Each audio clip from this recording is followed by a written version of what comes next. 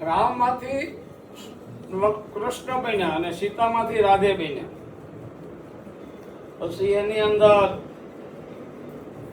દોનો એને તુલસીનો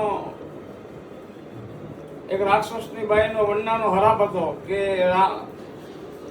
સીતા મળશે તો તમને પ્રેમ નહીં મળે, રાધા મળશે તો તમને પ્રેમ નહીં મળે, એનો હરાપ હતો તુલસીનો.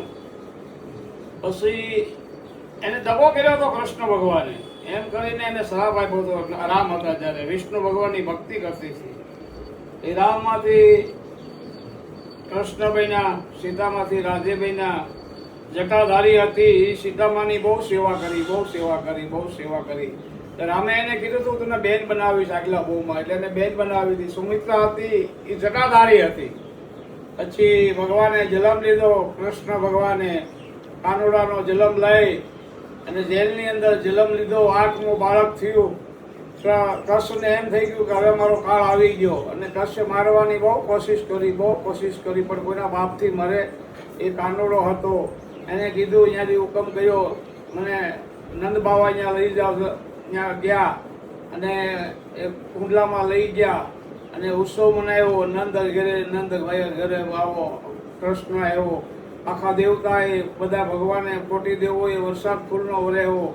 ખુદ શિવ આશીર્વાદ દેવા આવ્યા, બધાય ભગવાન આશીર્વાદ દેવા આવ્યા. એમ કરતી કરી અને 11 વર્ષ અને 52 દિવસ કૃષ્ણ ભગવાન ગોકુળની અંદર રહ્યા.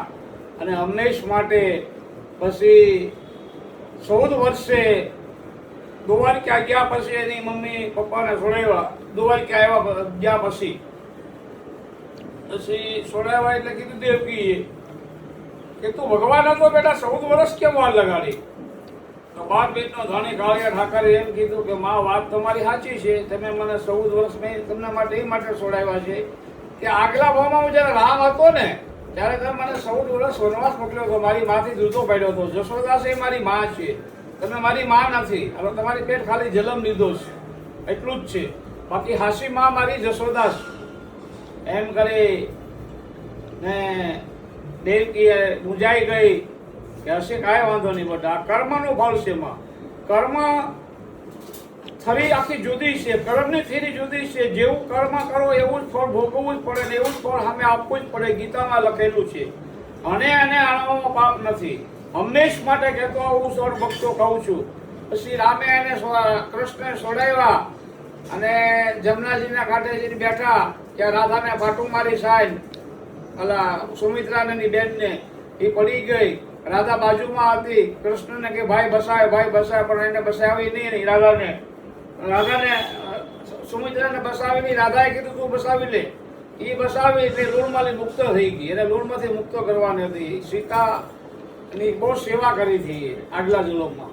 એટલે સીતાને બી મુક્ત કરી ને પછી દ્વારકા જતા રહ્યા. કૃષ્ણ માર્યા પછી હંમેશ માટે કૃષ્ણ છે એ અણુમાં છે, અણુમાં રહેશે. ભગવાન છે, શિવ છે, કૃષ્ણ છે, કોટી દેવો છે, પણ શિવ ને મા પાર્વતીની બધા નીચે છે. હંમેશ માટે કહેતો આવું ને કહું છું, શિવને જે પકડી લીધા છે એ બધા દેવોમાં આવી ગયા. સમજી લેજો અણભક્તો. શિવ ને મા પાર્વતી, ગણપતિ, રીતિ સિદ્ધિનો દાતા, લાભ સુખ કાર્તક, પાર્વતીમાં શિવની હાથ પેઢી પૂંજાય.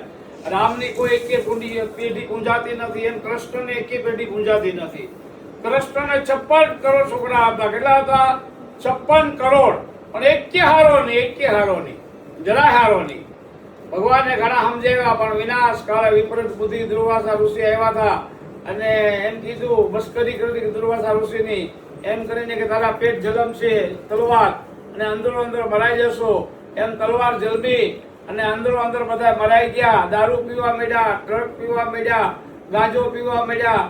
ભગવાન વચ્ચે ઘણાને સમજાવે છે પણ કોઈ સમજ્યા નહીં. ભગવાન પછી પીપળે બેહી રહ્યા. અર્જુનને કીધું આ ગોપીઓ વધી છે એને તું ગોકુળ લઈ જા અને હું જતો રહું છું, હવે મારો ટાઈમ પૂરો થઈ ગયો છે. એમ કરીને એને બાણ માર્યું. આગલા જન્મમાં વાલીને છેતરીને માર્યો હતો. આ ભાવમાં વાલીએ એને છેતરીને માર્યો. એટલે એકાબીજાનો બધાનો હિસાબ પૂરો થઈ ગયો. ભગવાન કીધું ધ્રુજમાં મારો તારો બેનો હિસાબ પૂરો થઈ ગયો. એમ ઈશ્વર છે એ ભોગવવું પડે. કર્મ બધાને ભોગવવું પડે. મોટા મોટા ઋષિને ભોગવવું પડ્યું હતું, બ્રહ્માને ભોગવવું પડ્યું હતું.